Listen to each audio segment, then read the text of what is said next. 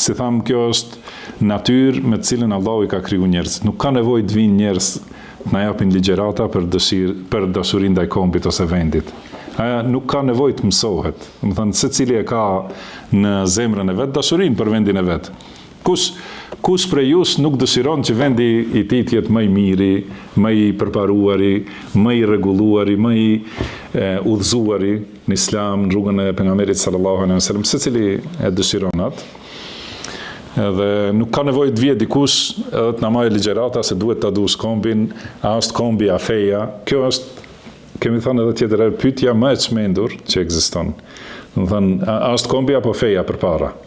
Kuptohet se kombi është një pjesë e dunjas. Edhe dashuria ndaj kombit edhe ndaj vendit është natyrë e njeriut.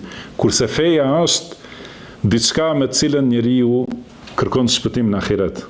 Edhe pa dyshim se ajo është më parsore. Do të thënë, sepse kjo jetë këtu me kombin, edhe me kerrat e me kret, do të mbaroj shumë shpejt. Kurse njeriu punon me fenë e tij për jetën e përhershme. Edhe nuk ka dyshim se feja është më parsore. Edhe turp t'ju vijë atyre që me të vërtet ju vjen turp të thonë kështu. Thonë si dyshit, si munda shpirti edhe trupi e kështu me radhë. Veç palavra, do të thënë, janë lajkatime ndaj mosbesimtarëve. Se, do të thënë, njeriu besimtari, sidomos muslimani, duhet ta ngrej kokën lart edhe të thotë për mua feja është më parsore. Kjo nuk do të thënë se unë e urrej ose e tradhtoj kombin tim. As pak, as një grimc, do të thënë. Përkundrazi, pikërisht pse e du kombin edhe du vendin tim, du t'u asqaroj Islamin edhe t'u përhapi Islamin, që të shpëtojnë i gjithë kombi im.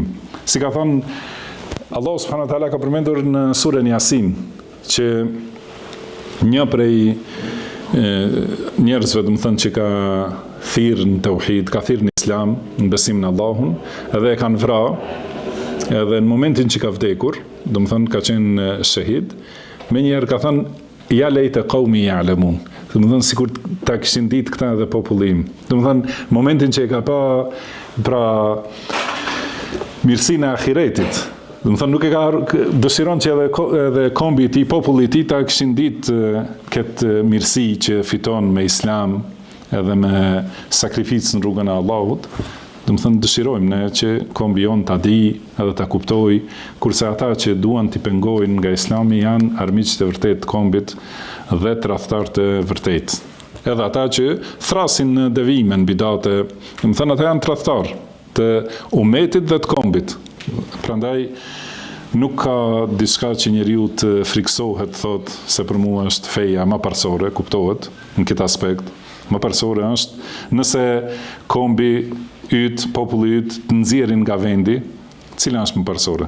Pa dyshim se është feja, për të harruajt fenë, kështu kanë vepruar sahabët, edhe popull shumë para sahabeve dhe tjerë, megjithëse sahabët janë populli më i mirë i njerëzimit, por nuk është hera e parë. Do të thënë, edhe popujt më parshëm janë largu nga vendi, janë largu pejgamber, janë vrarë në këtë rrugë, edhe më vonë pasuesit e vërtet pejgamberit sallallahu alaihi wasallam dhe të sahabeve janë largu nga vendi ose janë burgosur, janë luftuar, por asnjëherë fen nuk e kanë braktisur.